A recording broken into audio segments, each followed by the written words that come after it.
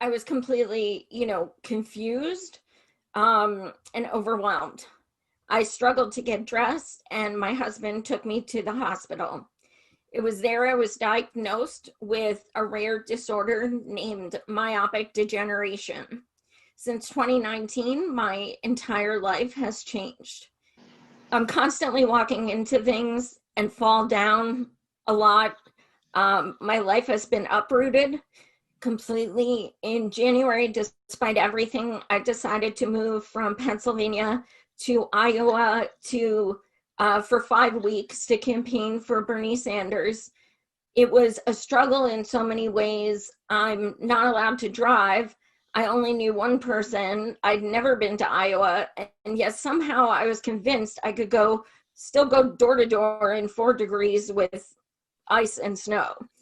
I bring this up because one of the highlights of those 5 weeks was meeting Congresswoman Rashida Tlaib. I tried to tell her how much her fight for Medicare for All meant to me, but my words couldn't escape as I cried. Rashida grabbed my hands and she cried with me. I told her I was terrified of what I was going through and how much more my sight was worsening.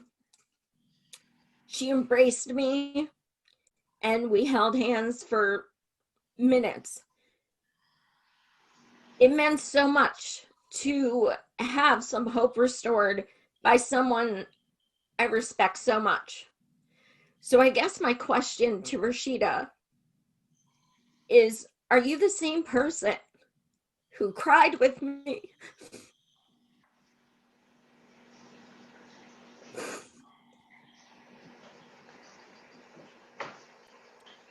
and held my hands as we discussed the need for Medicare for All?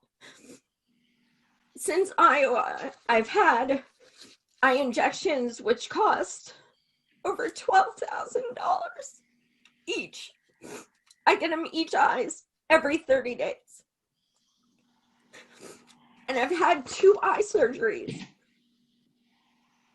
which even with insurance leaves me thousands in medical debt. Not to mention a $5,000 deductible, which starts again in a day. In addition to myopic degeneration, I have a detached retina, which had surgery for and it didn't take, so I had to have it again. And cataracts. Ideal eyesight is 20/20. Mine is 20/24 or 20/2400. I was visually impaired, then legally blind, and now I'm visually disabled, all within less than a year. I do not share this to scare you. What happened to me is very rare, but I do share it with you because it's important to realize that while you may not need Medicare for All today, you very well may need it tomorrow. On top of having your life turned upside down when becoming disabled, why the hell should everything be exacerbated by things like pre-authorizations and medical bills and countless insurance phone calls? Something I've never personally shared publicly is the despair and deep depression which comes from becoming disabled. The feeling of being broken and feeling like you're a burden because suddenly you need to ask for help for the littlest things.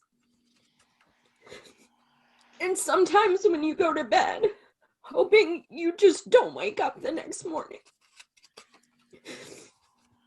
My question to Ro Khanna is, are you the same person I interviewed on my show 4 times who continuously supported Medicare for All? Are you the same Ro who shared my post about my medical needs and my medical bills and said it's unacceptable? my question to AOC is, are you the same person who I interviewed on my show who told me that you're an activist and would always fight for Medicare for all? We may not be your constituents, but make no mistake, we got you elected. You campaigned as an activist. You showed pictures of shoes with holes in them, saying how much you campaigned. You said you were of the people. Where are those activists now? I can't comprehend how their trepidation of pissing off people who already loathe you, people like Pelosi, who you refer to as Mama Bear, who have done nothing but insult you, belittle you, and block you. Why are you worrying about what she, of all people, thinks? She already knows how she feels, and she will not be swayed. You don't even have to do this alone. It would be with other reps and with thousands and thousands of supporters backing you. Your fear is not doing yourself any favors. There is no doubt the establishment knows about force the vote, and they're waiting to give cheers with their mimosas if you disregard those of us you have always said you are one with. Some people love to say it won't pass anyway, but they're missing the point. Whether it passes or not, this weekend is important because if we stand up and fight for it, that is also a victory. If it was a bad strategy, Pelosi would have already done it. As someone who has become disabled, it is frustrating to see people who say they have no medical bills and no medical needs say forcing the vote now is not the time. What makes you think you can speak for those of us who have those pains right now? We have a president-elect who couldn't care less. We have a president-elect who said he would veto Medicare for all